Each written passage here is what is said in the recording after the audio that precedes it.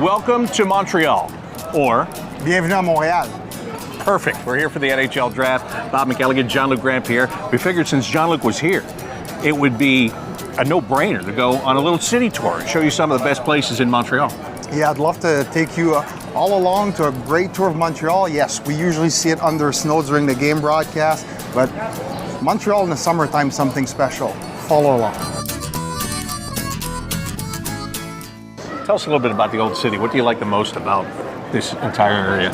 Well, for me, the biggest thing here is I was born here, didn't realize how special old Montreal was until I left.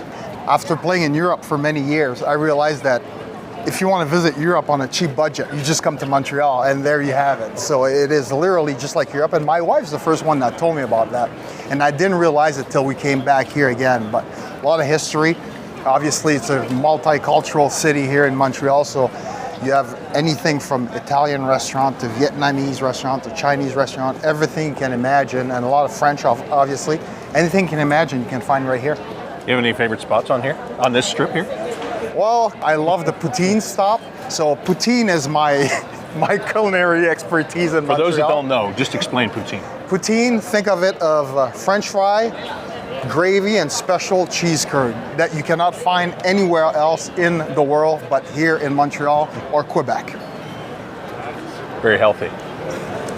Not too healthy, but really good. Very Bob. good, that's right.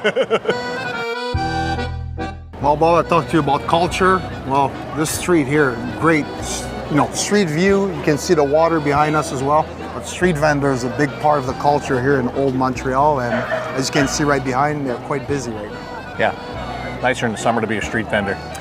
Yes, again, mid-January, it's hard to sell artwork, but yes, a beautiful day like today. It's about 75 degrees, 80, and sunny. It's a perfect day for it.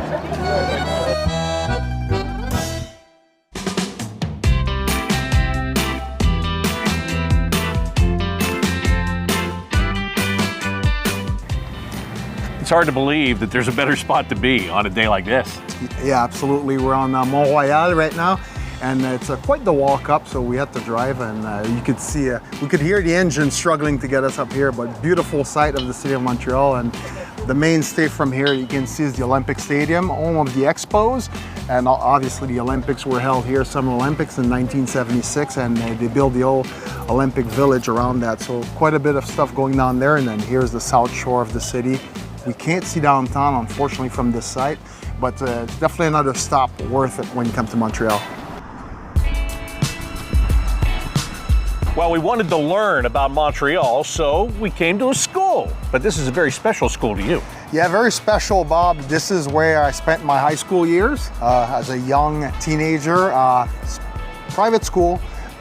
Good education, but also good in sport. But long story short, this school has a lot of history. As you can see on the building, 1888 is when it started.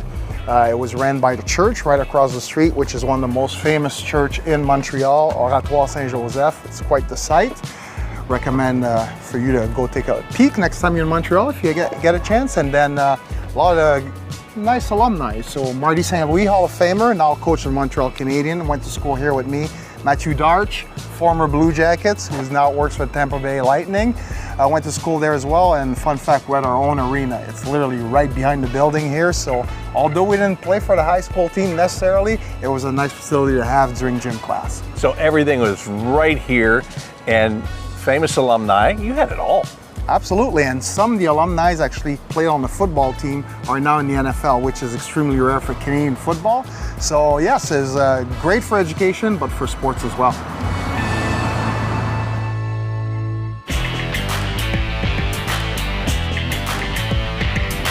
Well, the draft is taking place at the Bell Center, but long before the Bell Center existed, it was the Forum in Montreal. That's where we are right now. Yes, and as somebody that was born in Montreal, to me this is like the church of hockey. It's now since been turned into a movie theater, but they kept some of the original pieces. As you can see, these are the original seats from the Forum, and you have to remember that building was erected in 1924, closed in 96. So in this movie theater, technically, 24 Stanley Cup has been won by the Montreal Canadiens, 24 of them. So quite a bit of history, and it was kind of cool to see them preserving the building and repurposing it. So now they have some college classes, Dawson College, and also a movie theater, but more importantly, all the history happened right here in this building. Yeah, you're right. It's cool that you can just come here and walk around and you're still a part of it. You can still feel it. Yeah, absolutely. Thankfully, you can't smell it anymore, but yes, you still can feel it, and you go all the ups and downs of an NHL franchise, which most of the year were positive for the Montreal Canadiens, given their history, but yeah, it's pretty special to be here. So it's been a lot of fun stopping in a couple of places around Montreal. Thank you for the tour. Hey, Bob, anytime, I'll take you to my hometown.